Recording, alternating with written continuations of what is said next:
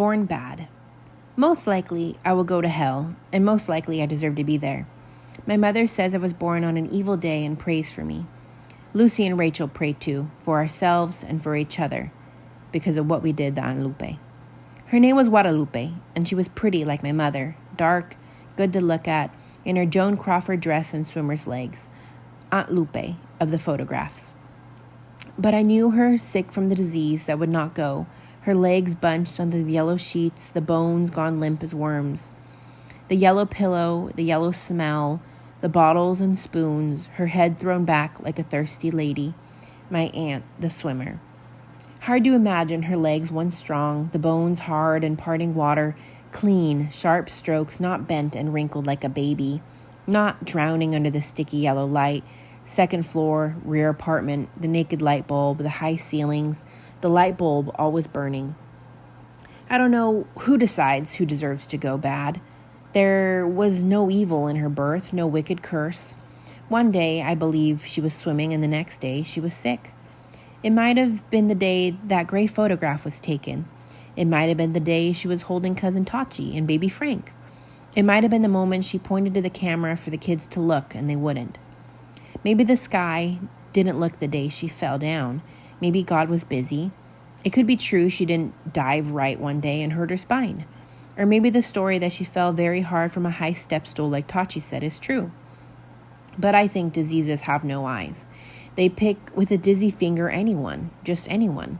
Like my aunt, who happened to be walking down the street one day in her Joan Crawford dress, in her funny felt hat with a black feather, Cousin Tachi in one hand, baby Frank in the other. Sometimes you get used to the sick, and sometimes the sickness, if it is there too long, gets to seem normal. This is how it was with her. Maybe this is why we chose her. It was a game, that's all. It was a game we played every afternoon ever since that one day one of us invented it. I can't remember who. I think it was me. You had to pick somebody. You had to think of someone everybody knew, someone you can imitate, and everyone else would have to guess who it was. It started out with famous people, Wonder Woman, the Beatles, Marilyn Monroe. But then somebody thought it'd be better if we changed the game a little, if we pretended we were Mr. Benny, or his wife Blanca, or Ruthie, or anybody we knew. I don't know why we picked her. Maybe we were bored that day. Maybe we got tired. We liked my aunt. She listened to our stories. She always asked us to come back. Lucy, me, Rachel. I hated to go there alone. The 6 blocks to the dark apartment, second floor, rear building where sunlight never came. And what did it matter? My aunt was blind by then. She never saw the dirty dishes in the sink. She couldn't see the ceilings dusty with flies, the ugly maroon walls, the bottles and sticky spoons. I can't forget the smell. Like sticky capsules filled with jelly. My aunt, a little oyster, a little piece of meat in an open shell for us to look at. Hello, hello, as if she had fallen into a well.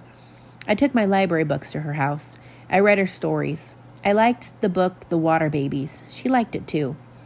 I never knew how sick she was until that day I tried to show her one of the pictures in the book, a beautiful color picture of the water baby swimming in the sea. I held the book up to her face. I can't see it, she said. I'm blind.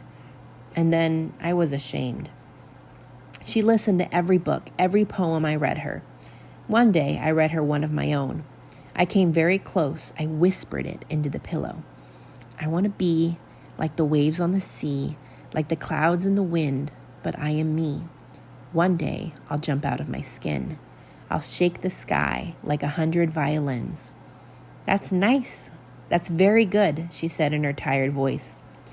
You just remember to keep writing, Esperanza. You must keep writing. It will keep you free. And I said yes, but at the time I didn't know what she meant. The day we played the game, we didn't know that she was going to die. We pretended with our heads thrown back, our arms limp and useless, dangling like the dead. We laughed the way she did. We talked the way she talked, the way blind people talk without moving their head. We imitated the way you had to lift her head a little so she could drink water. She sucked it up slow out of a green tin cup. The water was warm and tasted like metal. Lucy laughed. Rachel, too. We took turns being her. We screamed in the weak voice of a parrot for Tachi to come and wash those dishes. It was easy. We didn't know. She had been dying such a long time, we forgot. Maybe she was ashamed. Maybe she was embarrassed it took so many years. The kids who wanted to be kids instead of washing dishes and ironing their papa's shirts, and the husband who wanted a wife again. And then she died, my aunt who listened to my poems, and then we began to dream the dreams.